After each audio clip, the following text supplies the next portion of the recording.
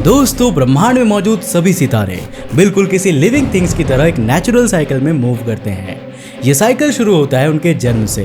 इसके बाद कई हजार साल तक वो विकसित होते हैं, फिर ग्रो करते हैं और अंत में मर जाते हैं, या फिर यूं कह सकते हैं कि उनमें सुपरनोवा एक्सप्लोजन हो जाता है। हमारा सूरज भी बिल्कुल ऐसा ही एक सितारा है जिसकी लाइफ साइकिल एक न एक दिन खत्म हो जाएगी। वैज्ञानिकों की माने तो अगले करीब 5 अरब साल के बाद हमारे सूरज का हाइड्रोजन खत्म हो जाएगा। वो अपने स्टेबल फेज से निकलकर अनस्टेबल फेज में पहुंच जाएगा। हमारे ये स्टार करंटली अपने मोस्ट स्टेबल लाइफ साइकिल में है और इसीलिए आपके आने वाली कम से कम 100 जनरेशंस सूरज के अनस्टेबल होने की वजह से तो नहीं मरने वाली। हमारा ये यूनिवर्स स्टार से ही डिफाइंड होते हैं। एक सूरज जैसे स्टार के राउंड ही प्लैनेट्स फॉर्म होते हैं और स्टार से मिलकर ही एक पूरी गैलेक्सी बनती है। पर 100 बात की एक बात यह है कि स्टार्स हमारे यूनिवर्स के एक बहुत ही इंपॉर्टेंट कंपोनेंट्स हैं जिनके बिना हमारा एग्जिस्ट कर पाना नामुमकिन है।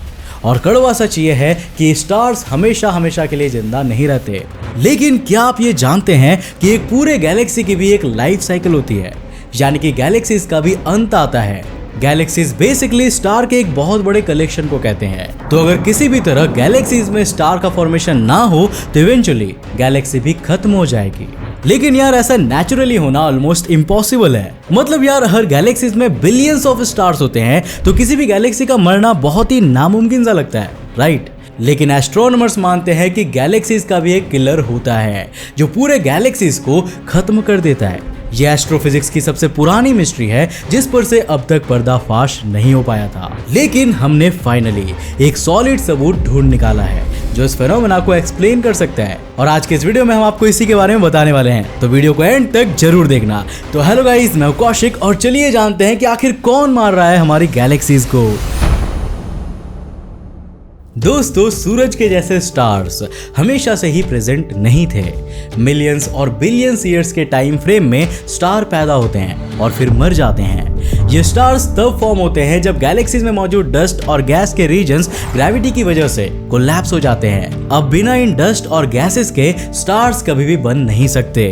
एक गैलेक्सी में सिर्फ billions and trillions of stars ही नहीं है, बल्कि उसमें भारी मात्रा में गैसेस और डस्ट भी मौजूद होती है। ये गैस और डस्ट के रीजन्स ज्यादातर स्टार्स के बीच में मौजूद स्पेस में होते हैं। जैसे कि सपोज करो, अगर एक गैलेक्सी स्ट्रीट की तरह है और स्टार्स उस स्ट्रीट के आजू बाजू स्थित घरों की तरह है, तो ये डस्ट और गैसेस इन घरों के बीच मौजूद गार्डन की तरह है। अब इन गैसेस और डस्ट के रीजन का साइंटिफिक नाम मॉलिक्यूलर क्लाउड्स होता है।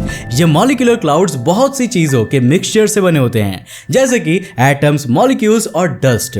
हमारे आसपास जो भी चीजें हैं वो एटम से ही बनी होती है। ये हमारे लाइफ की बिल्डिंग ब्लॉक्स की तरह है। अगर मॉलिक्यूल्स की बात करें तो वो 2 या उससे ज्यादा एटम्स को ज्वाइन करके बनता है। अब मॉलिक्यूलर क्लाउड में जो मॉलिक्यूल्स होते हैं वो मेजरली मॉलिक्यूलर हाइड्रोजन यानी कि H2 ही होते हैं, लेकिन इसके अंदर कुछ दूसरे कॉम्प्लेक्स मॉलिक्यूल्स भी हो सकते हैं, जैसे कि मेथनॉल जो कि 6 एटम से बना होता है। मॉलिक्यूलर क्लाउड्स में कभी कभी वाटर मॉलिक्यूल्स भी प्रेजेंट होते हैं जो कि 3 एटम्स से मिलकर बने होते हैं। अब ये एटम्स और मॉलिक्यूल्स तो फिर भी बहुत ही छोटे साइज के होते हैं जिन्हें आंखों से देखना ऑलमोस्ट नामुमकिन है, लेकिन डस्ट के पार्टिकल्स या ग्रेन्स बड़े साइज में देखने को मिलते हैं। ये कुछ मिलीमीटर तक के बड़े होते हैं। अब स्टार्स के बीच के स्पेसेस में जो मॉलिक्यूलर क्लाउड्स होते हैं वो असल में बहुत ही बड़े होते हैं। यहाँ तक कि सिर्फ एक मॉलिक्यूलर क्लाउड हमारे सूरज से सैकड़ों से लेकर हजारों गुना ज्यादा भारी होते हैं। ये मॉलिक्यूलर क्लाउड एक सोलर सिस्टम या फिर उससे भी ज्यादा बड़े हो सकते हैं। ये बड़े बड़े मॉलिक्यूलर क्लाउड्स हर वक्त मोशन में होते हैं, यानी कि इनके अंदर मौजूद डस्ट और गैसेस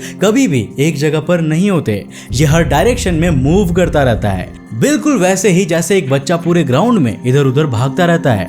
गैस और डस्ट के इस कंटिन्यूअस मोशन की वजह से एटम्स और मॉलिक्यूल्स अनइवनली डिस्ट्रीब्यूट होते जाते हैं। इस वजह से मॉलिक्यूलर क्लाउड के एक छोटे रीजन में गैस और डस्ट की मात्रा ज्यादा हो जाती है।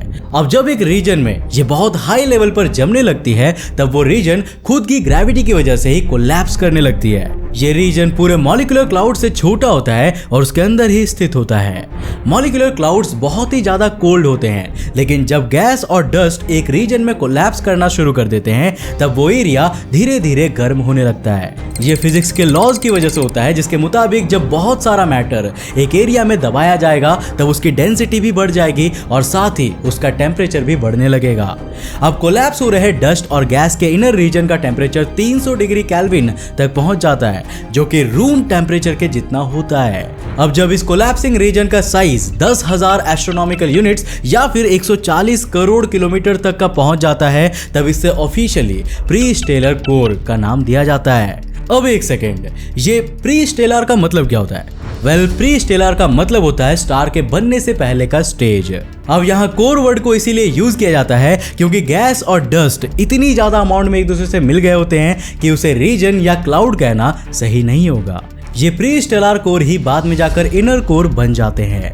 अगले करीब 50,000 साल तक ये प्री स्टेलर कोर सिकुड़ता रहता है और उसका टेम्परेचर लगातार बढ़ता जाता है। अब ये 50,000 साल भले ही धरती पर बहुत ही ज्यादा टाइम लग रहा हो, लेकिन एस्ट्रोनॉमिकल स्केल में ये बहुत ही फास्ट है। 50,000 साल के बाद ये सिस्टम सेंट्रल कोर के अराउंड एक डिस्क फॉर्म कर देता है और इसे अब प्रोटो स्टार का नाम दे दिया जाता है। इसका मतलब कि अब ये स्टार बनने के अपने पहले स्टेज पर पहुंच चुका है। ये डिस्क बहुत ही ज्यादा इंपॉर्टेंट है, इसकी हेल्प से ही प्रॉपर साइज का स्टार बन पाता है। अब इस डिस्क के अंदर मेनली गैसेस होते हैं और जब ये डिस्क रोटेट होता है तब गैसेस भी इसके साथ रोटेट होकर स्टार के क्लोज चले जाते हैं। ज्यादा क्लोज पहुंचने के बाद ये ग्रेविटी की वजह से स्टार के अंदर ही समा जाते हैं और स्टार्स और बड़े होते जाते हैं। आप ये कह सकते हैं कि ये डिस्क बिल्कुल ही एक चम्मच की तरह काम करता है जो स्टार्स को गैसेस फीड करते हैं। इवेंचुअली स्टार्स इस डिस्क से मैटर लेना बंद कर देता है, लेकिन डिस्क के अराउंड का बचा हुआ मटेरियल अभी भी वहीं पर मौजूद रहता है। अब धीरे धीरे ये डिस्क बाहर निकलकर स्टार को ऑर्बिट करने लगता है और जो बचे हुए मटेरियल्स होते हैं उससे प्लैनेट्स बन जाते हैं। यानी कि स्टार्स के फॉर्मेशन के वक्त जो डस्ट और गैसेस बच जाते हैं उससे प्लैनेट्स बनते हैं। अब दोस्तों, फाइनल सोलर सिस्टम तब बनता है जब डिस्क पूरी तरह से एग्जॉस्ट हो जाता है। अगले करीब 10 अरब सालों तक इस स्टार के न्यूक्लियर फ्यूल्स जलते रहेंगे और रेडिएशन के तौर पर एनर्जी एमिट करते जाएंगे, जिसे हम सनलाइट कहते हैं। उसके बाद इसके लिमिटेड फ्यूल्स खत्म हो जाएंगे और ये स्टार भी खत्म हो जाएगा। अब चलिए, ये तो समझ में आता है कि स्टार्स इस तरह से अपनी साइकिल को खत्म करते हैं। तो अब सवाल ये है कि आखिर ऐसी कौन सी चीज है जो गैलेक्सीज को खत्म कर रही है? अब दोस्तों, एक रिसर्च पेपर कहता है कि स्पेस में एक्सट्रीम एनवायरनमेंट्स की वजह से गैलेक्सीज पर बहुत ज्यादा असर पड़ता है। इस रिसर्च पेपर के लीड ऑथर टॉबी ब्राउन कहते हैं कि हमें पता है गैलेक्सीज उनके एनवायरनमेंट की वजह से मर रही है, लेकिन हम ये जानना चाहते हैं कि ऐसा क्यों हो रहा है। Virgo environment raised in carbon monoxide survey यानी कि वर्टिको इस सवाल का जवाब देने में हेल्प कर सकता है। वर्टिको नाम का ये सर्वे स्टार फॉर्मेशन और यूनिवर्स में गैलेक्सीज का क्या रोल है, इसे बेहतर तरीके से समझने में हमारी हेल्प करता है। वर्टिको ये खुलासा करता है कि कौन से फिजिकल प्रोसेस मॉलिक्यूलर गैसेस पर अफेक्ट करते हैं। इसके साथ ही वो कैसे गैलेक्सीज के लाइफ और डेथ में रोल प्ले करते हैं, ये भी हमें समझाएगा। वर्गो क्लस्टर, जो कि हजारों गैलेक्सीज का घर है, हमारे मिल्की वे से सबसे पास का गैलेक्सी क्लस्टर है। अब क्योंकि इसका साइज बहुत बड़ा है और ये हमसे क्लोज भी है, इसीलिए इसे स्टडी करना ज्यादा आसान हो जाता है। वर्गो क्लस्टर में बहुत से गैलेक्सीज हैं और कुछ गैलेक्सीज तो ऐसे भी है जिसमें स्टार फॉर्मेशन अभी भी हो रही है, इसीलिए भी इसे ऑब्जर्व करने से हमें बहुत कुछ पता चल सकता है। वर्टिको प्रोजेक्ट ने करीब 51 गैलेक्सीज की गैस की मात्रा को हाई रेजोल्यूशन में ऑब्जर्व किया। उन्हें पता चला कि इन गैलेक्सीज का एनवायरनमेंट इतना ज्यादा एक्सट्रीम और खराब है कि ये पूरे गैलेक्सीज को स्टार फॉर्म करने से रोक सकता है। इस प्रोसेस को गैलेक्सी क्वेंचिंग भी कहते हैं। वर्गो क्लस्टर लोकल यूनिवर्स का सबसे एक्सट्रीम रीजन है। मिलियन डिग्रीज के प्लाज्मा से लेकर एक्सट्रीम गैलेक्सी स्पीड्स और एक से ज्यादा गैलेक्सीज के बीच बहुत खतरनाक इंटरैक्शंस यहाँ होता रहता है। बेसिकली इस वजह से गैलेक्सी में मौजूद डस्ट और गैसेस पूरी तरह से खींच जाती है। अब गैसेस का इस तरह से खींचकर बाहर निकल जाना तब होता है जब गैलेक्सीज हॉट प्लाज्मा के थ्रू बहुत तेजी से मूव करती है। हॉट प्लाज्मा मैटर का सुपर हीटेड फॉर्म होता है। ये इतना ज्यादा गर्म होता है कि एटम्स के अंदर से इलेक्ट्रॉन्स तक स्ट्रिप होकर बाहर निकल जाते हैं। अब आप ऐसे समझ लीजिए कि जैसे ये डस्ट और गैसेस एक बहुत बड़े कॉस्मिक झाड़ू से क्लियर कर दी जाती है।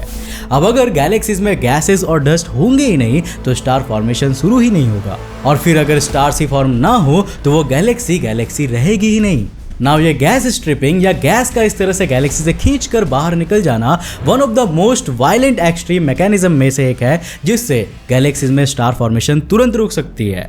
अब तो हम बस ये होप कर सकते हैं कि फ्यूचर में जाकर इस मैकेनिज्म को हमें अपनी आंखों से ऑब्जर्व करने का मौका ना मिले, जो कि शायद एंड्रोमेडा और मिल्की वे के टकराव से हो सकता है। तो दोस्तों आज के लिए बस इतना ही। मुझे उम्मीद है कि आज के इस वीडियो से आपने काफी कुछ सीखा होगा और आपने ये जाना होगा कि आखिर क्यों ज्यादातर गैलेक्सीज धीरे धीरे मरती जा रही है। अब यार मेरे एक सवाल का जवाब दो, मुझे ये बताओ कि इस ब्रह्मांड का अब तक का खोजा गया सबसे बड़ा गैलेक्सी कौन सा है? उसका नाम मैंने अपने हाल ही के एक वीडियो में बताया था। अगर आपको याद है तो नीचे कमेंट में बताओ, और हाँ गूगल से सर्च करके मत लिखना। सो कमेंट्स करो एंड अगर वीडियो पसंद आया तो लाइक करने के साथ साथ अपने फ्रेंड्स के साथ जरूर शेयर करना। अब अगर आप नए हो इस चैनल पर ऐसे इंटरेस्टिंग वीडियोस को देखना चाहते हो तो इस चैनल को सब्सक्राइब करने के साथ साथ नोटिफिकेशन बेल ऑन कर देना, ताकि आप देख सको हमारे वीडियो सबसे पहले।